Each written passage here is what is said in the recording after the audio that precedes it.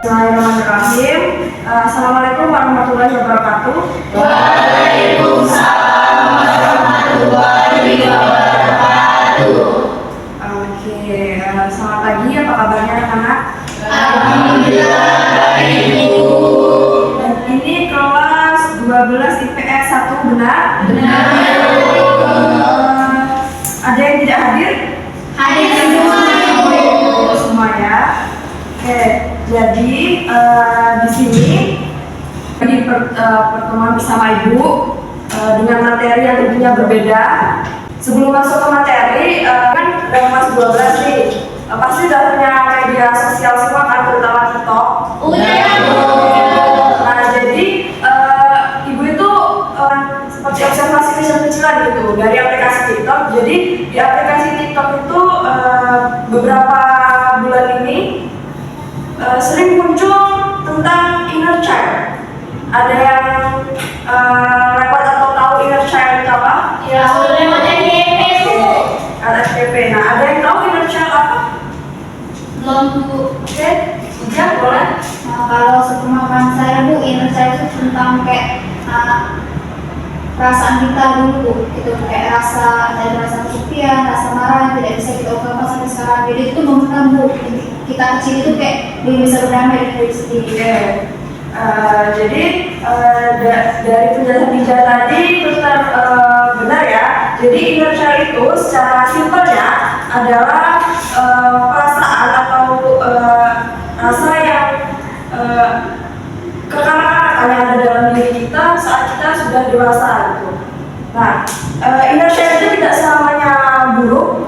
Jadi inner child itu ada seperti kita merasakan saat sudah dewasa ini ya, terutama kalau sudah kelas 12 itu merasa senang nonton film kartun yang kalian nonton waktu kecil dulu. Nah, itu termasuk inner child kalian. Jadi inner child itu tidak selamanya buruk. Nah, sesuai dengan materi kita kali ini, kita akan membahas tentang berdamai dengan diri sendiri. Nah, sebelum kita masuk ke materi ini, kita sebaiknya berdoa terlebih dahulu. Ada yang bisa mungkin doa? Oke, silakan Ferry. Bapak teman-teman, sebelum mulai pembelajaran kita pada hari ini, alangkah baiknya kita membaca doa terlebih dahulu sesuai agama yang kita masing-masing. Doa ini doa selesai. Oke, udah berdoa nih. Sekarang kita masuk ke materi kita, yaitu berdamai dengan diri sendiri. Nah, di sini ada definisi inner child. Jadi yang Ibu kutip dari beberapa sumber, inner child adalah hasil dari sekumpulan peristiwa masa kecil yang membentuk kepribadian seseorang seperti sekarang. Bisa baik maupun buruk. Tidak semua orang menyadari tanda inner child terluka akibat peristiwa buruk di masa kecil mereka. Nah, orang terbiasa mengubur rasa sakit akibat peristiwa tersebut sedalam-dalamnya. Nah, apa yang terkubur di alam bawah sadar seringkali terwujud dalam bentuk perilaku atau tindakan yang mengganggu kehidupan di masa dewasa. Nah, maksud dari definisi ini adalah saat masa kanak-kanak seringkali kita mendapatkan peristiwa atau perilaku yang tidak mengenakan. Nah, hal tersebut karena kita masih anak-anak jadi tidak bisa kita mengungkapkan, karena biasanya kan anak-anak dianggap masih anak kecil, jadi kadang sering dibilang omong kosong lah. Nah, hal tersebut yang biasanya anak kecil pendam akhirnya karena terlalu sering memendam rasa kecewa tersebut, tidak bisa mengungkapkan emosi, sehingga akan terbawa nih sampai dia dewasa. Dan dampak dari memendam tersebut terlihat dari perilakunya mungkin. Nah, perilaku itu, seperti ini nih, contoh perilaku akibat dari memendam peristiwa buruk tersebut. Yang pertama itu takut ditinggalkan. Nah, anak-anak atau orang dewasa yang memiliki luka inner child itu cenderung memiliki perasaan takut ditinggalkan.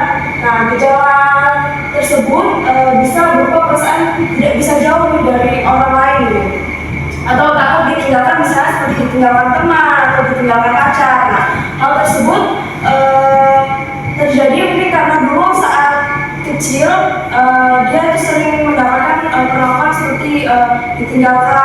dianggap gitu.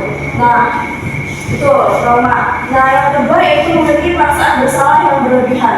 Rasa bersalah adalah penyesalan atau beban tanggung jawab yang dihadapi setelah mereka melakukan kesalahan. Nah, rasa bersalah ini normal dan wajar. Namun kalau rasa bersalah yang berlebihan itu sudah termasuk dalam hal yang perlu diwaspadai. Nah, orang-orang dengan luka inner child biasanya memiliki perasaan bersalah yang berlebihan. Bisa jadi karena saat kecil dia itu sering disalahkan gitu, tidak bisa membela diri. Nah, yang ketiga yaitu memiliki trust issue atau memiliki krisis kepercayaan gitu sama orang lain. Nah, jika di masa kecil sering dibohongi atau dicurangi dan dimanipulasi, bisa jadi saat dewasa dia akan memiliki rasa ketidakpercayaan terhadap orang itu besar gitu. Jadi dia nggak mudah percaya sama orang lain. Nah, yang selanjutnya yang keempat yaitu takut menetapkan dan menegakkan batas privasi. Nah, batas adalah aturan yang dibuat dalam pikiran kita sendiri tentang seberapa jauh kita menginginkan orang lain untuk masuk ke dalam diri kita, gitu, untuk mengetahui apa yang ada di dalam diri kita. Nah, orang-orang dengan luka inner child ini biasanya takut untuk menetapkan atau menegakkan batas privasi untuk mengatakan tidak terhadap orang lain, karena biasanya karena itu tadi dia merasa takut ditinggalkan, jadi yaudah dia tidak bisa mengatakan tidak gitu, karena takut ditinggalkan kalau dia menolak. Yang selanjutnya yaitu terlalu mudah marah. Nah, dalam beberapa kasus orang yang memiliki luka inner child biasanya dia mudah marah karena luka atau peristiwa yang dipendamnya itu tadi. Nah, yang selanjutnya yaitu kesulitan melepaskan sesuatu yang telah berlalu. Orang-orang dengan luka inner child itu sulit untuk melepaskan sesuatu atau move on gitu. Jadi masih terus diingat-ingat kejadian atau peristiwa yang telah dialami. Dan terakhir, takut menyatakan pendapat pribadi.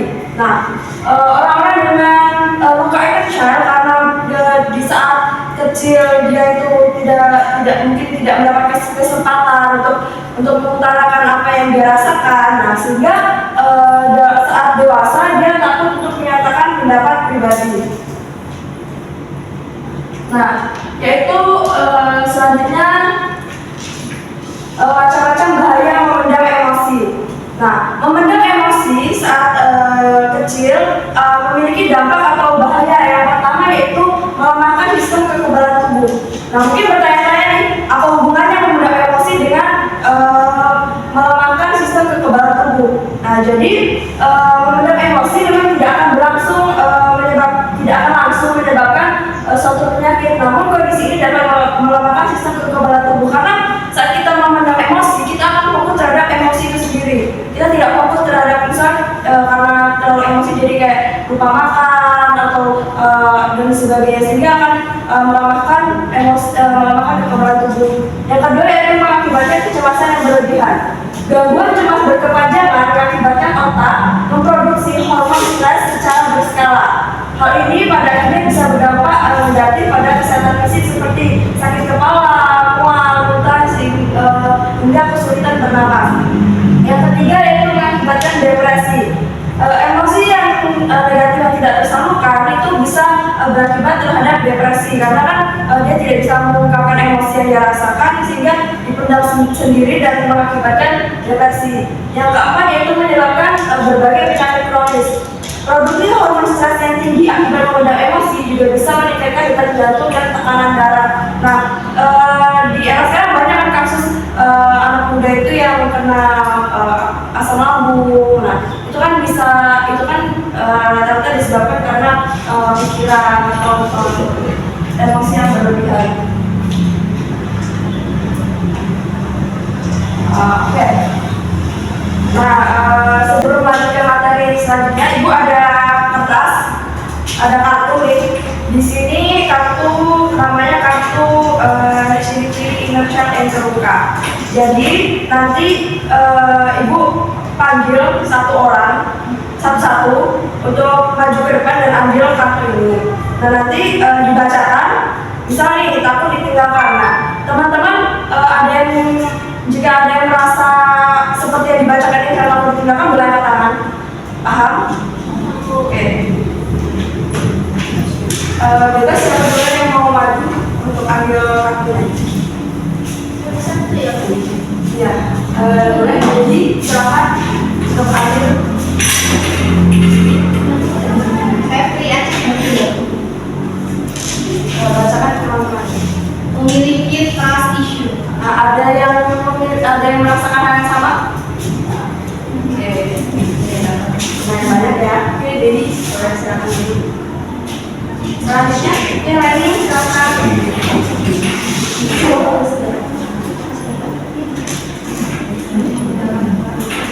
Susah dikon. Saya Bu, boleh nanti silakan. Yang penting oke dia boleh.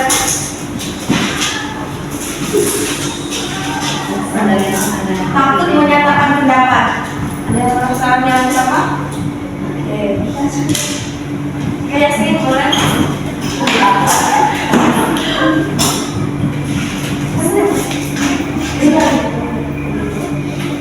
Merasa bersalah yang berlebihan. Mainkan dulu ya. Ada lagi? Boleh Khadijah, nanti baru ini.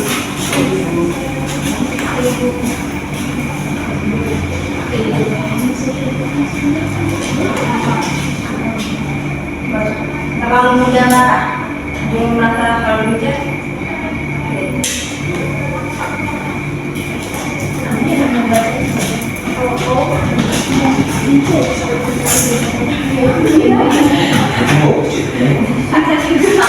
Tinggalkan, ada yang merasa tinggalkan?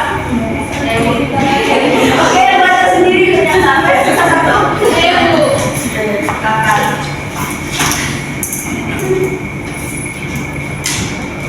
Menjadi people pleasure. Oke.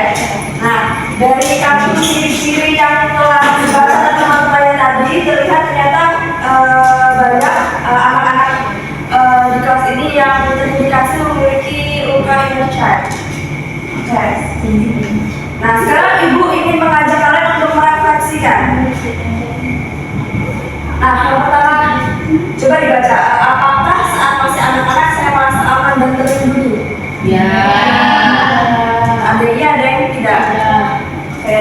Yang kedua, saat masih anak-anak, apakah saya merasa diterima sebagai anggota dalam keluarga? Ya. Masih diterima semua ya. Yang ketiga, apakah dulu orang tua saya menghormati pendapat saya dan memperbolehkan saya menjadi diri sendiri? Tidak. Oke, jadinya tidak. Yang keempat, apakah saya masih menyimpan kebencian dari masa kecil saya? Tidak ada yang sendiri. Yang terakhir, bagaimana hubungan saya dengan diri saya sendiri? Alhamdulillah. Baik.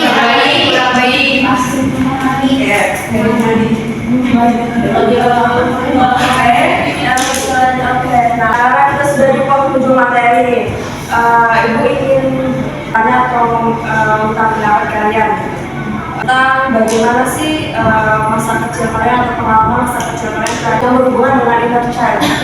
Mungkin pengalaman atau perasaan yang buruk atau negatif atau yang baik juga boleh. Mungkin ada yang bisa Penny, silakan. Kalau masa kecil itu Bu, alhamdulillah masa kecil saya itu sangat bahagia Bu. Dan alhamdulillah saya itu alhamdulillah harmonis, keluarga saya juga mendukung saya setiap ada tindakan. Tapi ada salah satu kesalahan yang buat saya itu yang kayak masih menyimpan inner child tadi. Yang pertama itu tuh ayah saya. Nah, saat waktu kecil kan saya mau ikut dia pergi Bu, sementara dia tuh melarang saya untuk ikut, tapi saya masih bersikeras sampai ayah saya tuh jatuh dan terluka Bu. Nah itu di bagian belakang punggungnya tuh terluka Bu. Nah sampai sekarang pun walaupun ayah saya ngomongnya sudah tidak apa-apa, tapi yang dalam diri saya tuh kayak apa ya Bu, merasa sakit Bu. dan untuk gara-gara saya tidak menuruti perkataan ayah saya jadi terluka gitu Bu. Terus juga semenjak saat itu saya terus menuruti ayah saya sampai ayah saya tiada Bu. Ini saja Bu.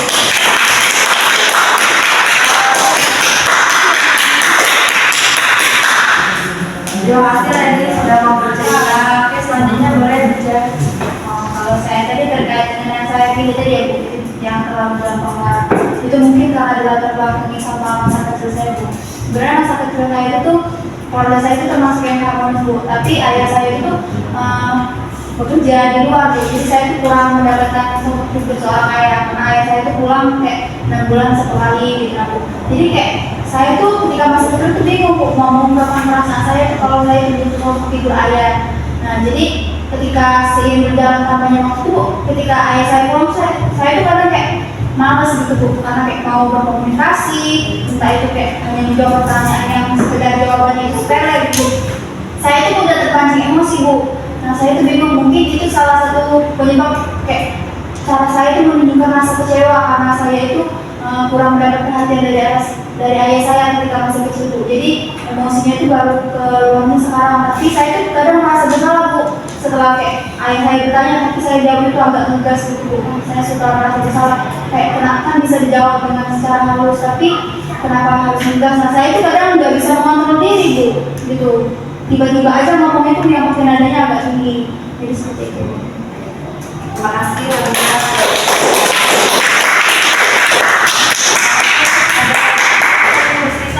Nadia. Kalau dari teman-teman tadi lebih ke pengalaman itu ya. Kalau saya tuh lebih ke kekerasan fisik tuh. Jadi waktu saya kecil itu, saya kan nggak boleh main. Ya, saya selalu di rumah. Terus kalau saya tuh sampai kabur gitu kan dari rumah dari sekolah. Terus kalau ketahuan itu saya kayak dapat kekerasan itu tuh banyak lah. Kalau misalnya itu dapat kayak apa ya?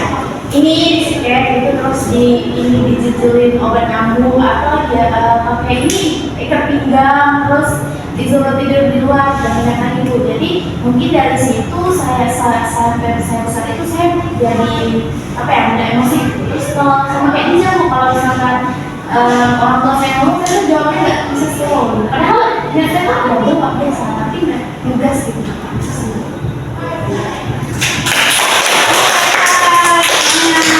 Nadia sedang bercerita, mungkin ada oke, ya ada ya.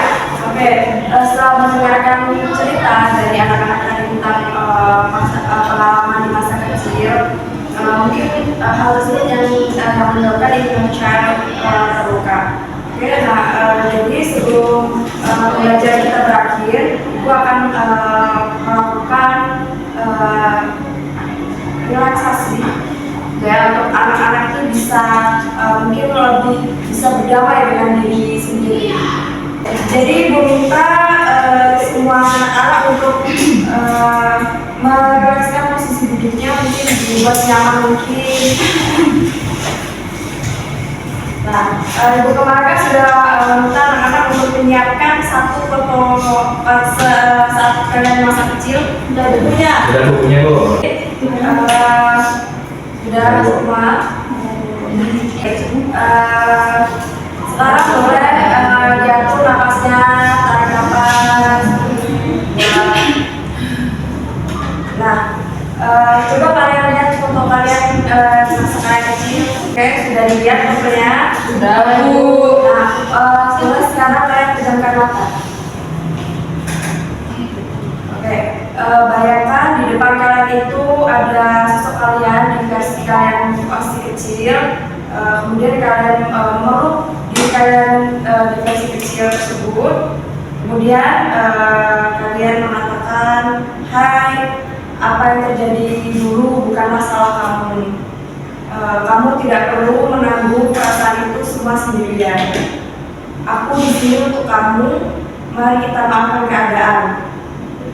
Situasi dan orang pada masa itu dan semuanya. Terima kasih kamu sudah kuat dan berjuang bersama hingga saat ini. Kamu bisa istirahat sekarang. Sekarang aku akan meneruskannya dan aku akan baik-baik saja. boleh dibuka. Oke, nah sesi meditasi ini menjadi akhir dari pembelajaran kita hari ini. Kita ucapkan terima kasih kepada anak-anak yang sudah aktif, yang sudah mau memberikan pendapat. Ibu akhiri, Assalamualaikum warahmatullahi wabarakatuh. Waalaikumsalam warahmatullahi wabarakatuh. Terima kasih. Keluar kelas, di sini Bu ada jurnal emosi. Nah, di sini di jurnal emosi ini ada emosi negatif, emosi positif, dan aku dikenal sebagai. Nah, jadi nanti anak-anak tuliskan nih emosi negatif apa yang anak-anak rasakan, kemudian emosi positif, dan anak-anak itu dikenal sebagai apa sih di mata orang, kayak misalnya perilaku anak-anak atau emosi yang seperti apa yang anak-anak miliki. Oke. Kapan kumpulnya, Bu? Dikumpulnya besok di ruang guru ya. Taruh di meja ibu ya, Bu. Ya. Jam berapa, Bu? Bisa disistirahat ya. Ini satu-satu apa kumpul satu orang, Bu? Dikumpul kolektif ada satu orang ini satu. Ya. Kasih Bu. Ya, Bu. Terima kasih. Aku dikenal sebagai Oke,